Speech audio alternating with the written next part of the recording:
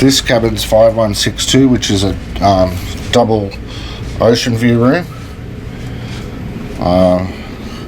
It's pretty spacious. It's got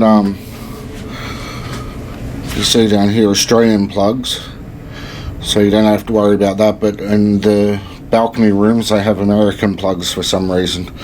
So the bed's pretty big. It's actually one of the best beds that I've had on here.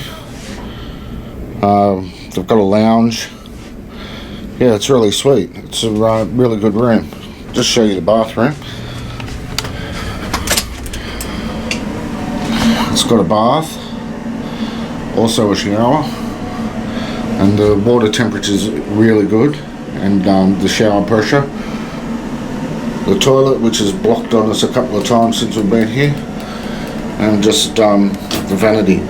Well, that's what an ocean view twin room ocean view looks like. It's pretty big and pretty alright.